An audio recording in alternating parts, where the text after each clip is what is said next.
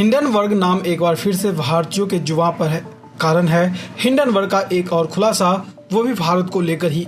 दरअसल बीते साल हिंडनबर्ग ने भारत के अरबपति अडानी की कंपनी को लेकर खुलासा किया था, जिसके बाद अडानी के कई कंपनियों का शेयर धराम हो गया था। अब हिंडनबर्ग ने सेबी को लेकर खुलासा किया है। ऐसे में हर किसी की जहन में है, आखिर हिंडनबर्ग है क्या, इसकी स्थापना कब हुई, इसकी कमाई में बार बार जो शॉर्ट सेलिंग शब्द आता है वो क्या है।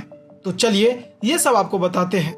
सबसे पहले तो आपको बता दें कि हिंडनबर्ग रिसर्च एक इन्वेस्टमेंट फर्म है।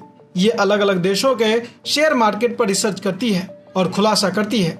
साथ ही कमाई के लिए शॉर्ट सेलिंग रणनीति अपनाती है। शॉर्ट सेलिंग एक तरह की ट्रेडिंग या इन्वेस्टमेंट स्ट्रेटेजी है, लेकिन इसे हथियार बनाकर हिंडनबर्ग जैसी कंपनियां अरबों रुपए छाप लेती है। खास बात यह है कि शॉर्ट सेलिंग का पूरा खेल शॉर्ट सेलर द्वारा उधार लिए गए शेयरों से खेला जाता है। हिंडनबर्ग रिसर्च एक इन्वेस्टमेंट फर्म के साथ ही एक शॉर्ट सेलर कंपनी भी है।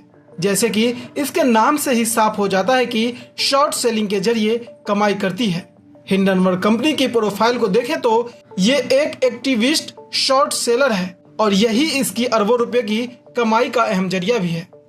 शॉर्ट सेलिंग दरअसल एक ऐसी स्ट्रेटेजी होती है जिससे ऐसी सिक्योरिटी की बिक्री करते हैं जो उसके पास होती ही नहीं है, बल्कि ये पूरा खेल उधार के शेयरों के जरिए खेला जाता है।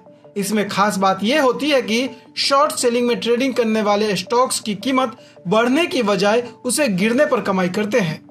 उदाहरण के जरिए समझाएं तो अगर किसी कंपनी के शेयर को शॉर्ट सेलर इस उम्मीद से खरीदती है कि भविष्य में 100 रुपए का स्टॉक गिरकर 50 रुपए पर आ जाएगा, इसी उम्मीद से वो दूसरे ब्रोकर से इस कंपनी के शेयर उधार के तौर पर लेता है। ऐसा करने के बाद शॉर्ट सेलर इन उधार लिए गए शेयरों को दूसरे ऐसे निवेशकों को बेचता है जो इसे 100 रुपए के भाव से ही खरीदने को तैयार बैठे हैं। वहीं जब उम्मीद के मुताबिक कंपनी का शेयर गिरकर 50 रुपए पर आ जाता है तो शॉर्ट सेलर उन्हीं निवेशकों से शेयरों की खरीद करता है। गिरावट के समय वो शेयर 50 रुपए के भाव से खरीदता है और जिससे उधार लिया था उसे वापस कर देते हैं। इस हिसाब से उसे प्रति शेयर 50 रुपए का जोरदार मुनाफा होता है। इसी रणनीति के तहत हिंडनबर्ग कंपनी शॉर्ट कर कमाई करती है।